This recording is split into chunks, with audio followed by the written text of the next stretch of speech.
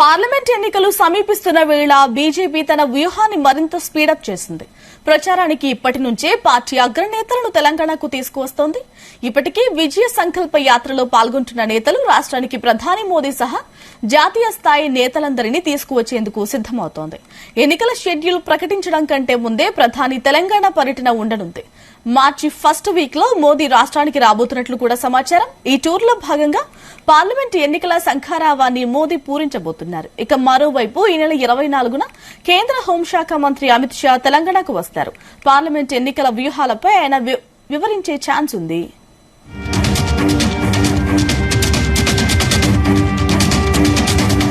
Parliament ఎన్నికలు సమీపిస్తున్న వేళ బీజేపీ తన వ్యూహానికి పదును పెట్టిందని చెప్పాలి. ప్రచారానికి ఇప్పటి నుంచే తెలంగాణ రాష్ట్రానికి కేంద్ర అగ్రనేతలు కూడా రాబోతున్నారు. ఇతర రాష్ట్రాల నేతలు కూడా తెలంగాణకి రాబోతున్నారు ప్రచారానికి. రైట్, ఇక ఓవరాల్ గా డీటెయిల్స్ తెలుసుకుందాం మా ప్రతినిధి శ్రీచరణ్ అడిగి. శ్రీచరణ్. Gayatri, good morning. ఇప్పుడు రాబోయే పార్లమెంట్ ఎలక్షన్స్ లో మాక్సిమం 8 సీట్స్ ఎలా అయినా గెలుచుకోవాలని బీజేపీ క్యాంపెయినింగ్ చాలా స్పీడప్ చేస్తుంది అని చెప్పుకోవాలి మనము. దానిలో భాగంగానే ఢిల్లీలోని పెద్దలందరినీ కూడా ఇక్కడ క్యాంపెయినింగ్ కి పిలిచే ఆలోచనలో కూడా ఉన్నట్టు మనకి తెలుస్తోంది. దానిలో భాగంగా ఇప్పటికే ఈ నెల 24వ తేదీన కేంద్ర హోంశాఖ మంత్రి అమిత్ షా కూడా హైదరాబాద్ రానున్నారు. అఫీషియల్ గా కూడా డిక్లేర్ చేశారు. ఇంకా దానిలో భాగంగా ప్రధానమంత్రి నరేంద్ర మోదీని కూడా మార్చ్ ఫస్ట్ వీక్ లో రానున్నట్లు కూడా ఒక ప్రచారం నడుస్తా ఉంది. అయితే ప్రధానంగా ఇప్పుడు బీజేపీ యొక్క ఆలోచన ఏంటంటే అసెంబ్లీ ఎలక్షన్స్ లోనే ఛాన్స్ ఉన్నా కూడా ప్రాపర్ క్యాంపెయినింగ్ లేకపోవడం వలన సీట్లు తగ్గాయి అనేది వాళ్ళకు ఒక inner report post assembly elections తర్వాత అప్రోప్రియేట్ క్యాంపెయినింగ్ లేకపోవడంతోనే ఓడిపోయామని, దాంతో ఈసారి పార్లమెంట్ ఎలక్షన్స్ లో ఎలాంటి ఛాన్స్ ఇవ్వకుండా చాలా విగరస్ గా క్యాంపెయినింగ్ చేసి ఎట్టి పరిస్థితుల్లోనూ ఇక్కడ తెలంగాణలో బీజేపీకి ఒక స్కోప్ ఉంది. ఫ్యూచరిస్టిక్ గా కూడా ఫ్యూచర్ లో కూడా బీజేపీ ఇక్కడ రూల్ చేసే ఛాన్స్ ఉంది. కాబట్టి ఎట్టి పరిస్థితుల్లోనూ ఈ ఛాన్స్ వదులుకోకుండా ఇక్కడ లోకల్ లీడర్స్ తో పాటు ఢిల్లీలోని అగ్రనేతలు కూడా తరచుగా మార్గనిర్దేశాలు జారీ చేస్తున్నారు. దానిలో భాగంగా కూడా మనం చూసుకుంటే నిన్నటి నుండి విజయ సంకల్ప యాత్ర కూడా ప్రారంభమయ్యాయి. వీటికి చారిత్రాత్మకంగా పేర్లు కూడా పెట్టారు. కొమరం భీమ్ క్లస్టర్ తో పాటు Rajeshwari cluster, Bhagyalakshmi cluster, Kakatiya Bhadrakali cluster, Krishnamma cluster, ఇలా చారిత్రాత్మక పేర్లతో ప్రజల్లోకి కనెక్ట్ అయ్యేటందుకు ప్రధానంగా ఈ క్లస్టర్ల పేర్లు పెట్టేసి ఉదాహరణకి రాజేశ్వరి క్లస్టర్ వికారాబాద్ జిల్లాలో.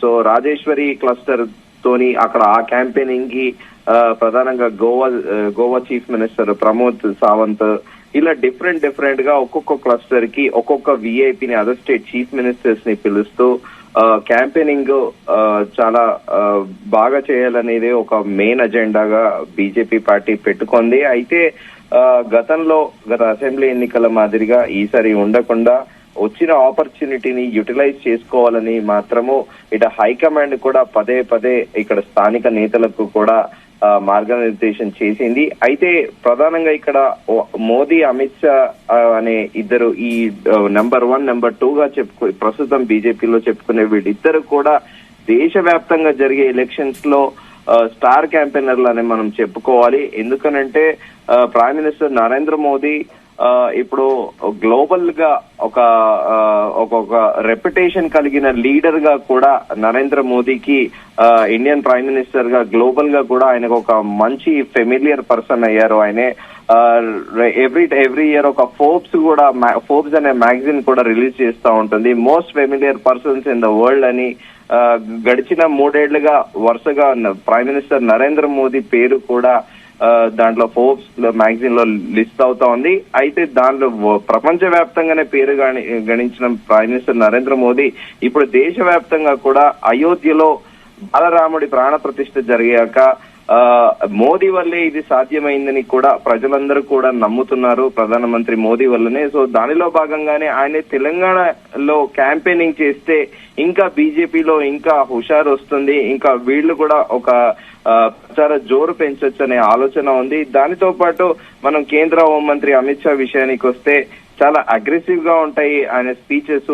ఏదున్నా కూడా ఓపెన్ గా డైరెక్ట్ గా అపోజిషన్ పార్టీస్ కి కౌంటర్ చేస్తారు. ఆయన అగ్రెసివ్ స్పీచ్ తోని కూడా పబ్లిక్ కి బాగా కనెక్ట్ అవుతారు.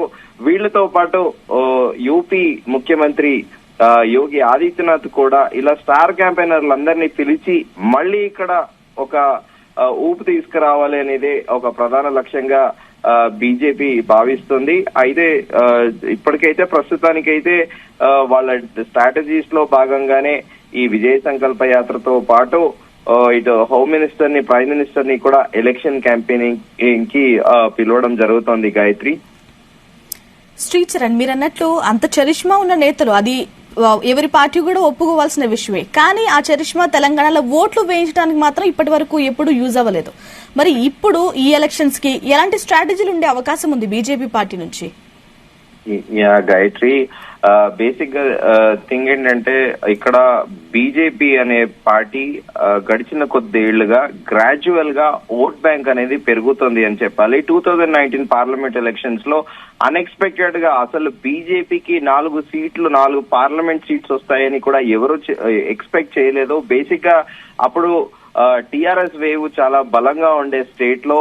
సో అన్ఎక్స్పెక్టెడ్లీ 4 ఎంపీ సీట్స్ గెలవడము, దాని తర్వాత జిహెచ్ఎంసీ ఎలక్షన్స్ లో కూడా గ్రాడ్యువల్ గా గెలవడము, ఆల్మోస్ట్ 48 సీట్స్ జిహెచ్ఎంసీ ఎలక్షన్స్ లో గెలవడం కూడా అప్పట్లో కొద్దిగా సెన్సేషన్ గా మారింది. దానికి రీజన్ ఏంటంటే ప్రధానంగా టీఆర్ఎస్ లో అప్పటి ముఖ్యమంత్రి కేసీఆర్ మాసెస్ ని అట్రాక్ట్ చేసే విధంగా, పబ్లిక్ అటెన్షన్ డ్రా చేసే విధంగా ఆయన స్పీచ్ లోకల్ ఫోక్స్ లాంగ్వేజ్ లో పబ్లిక్ ని ప్రధానంగా ఆకర్షించేవారు. దాని తర్వాత Bandi Sanjay BJP state president అయ్యాక ఒక కామన్ మ్యాన్ గా, ఇంటి పక్కన వ్యక్తి లాగా లేకపోతే ఒక ఫ్రెండ్ లాగా కామన్ మ్యాన్ కి రీచ్ అయ్యే విధంగా ఆయన స్పీచ్లతోని ఒక రకంగా చెప్పాలి అంటే బండి సంజయ్ వచ్చాక బీజేపీ పార్టీకి చాలా విపరీతమైన హైప్ తీసుకొచ్చారు. దానితో పాటు ఆయన ప్రధానంగా ఎక్కడ బహిరంగ సభలు ఏర్పాటు చేసినా లక్షలాదిగా ప్రజలు తరలి వచ్చేవారు.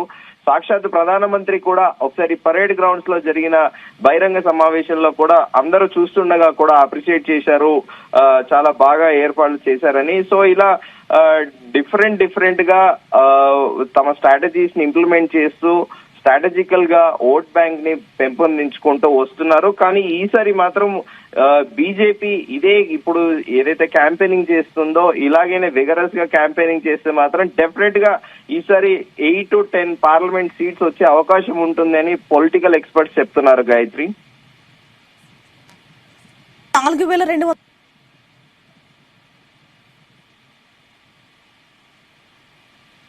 ప్రజల నుంచి ఎలాంటి స్పందన వచ్చే అవకాశం ఉంది? ఈ క్లస్టర్స్ లో ఎవరెవరు బాధ్యతలు వహిస్తున్నారు? I'm sorry, could you repeat again?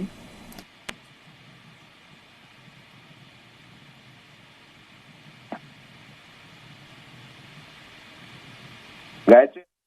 Right, Sri Charan, thanks for the details. Thank you.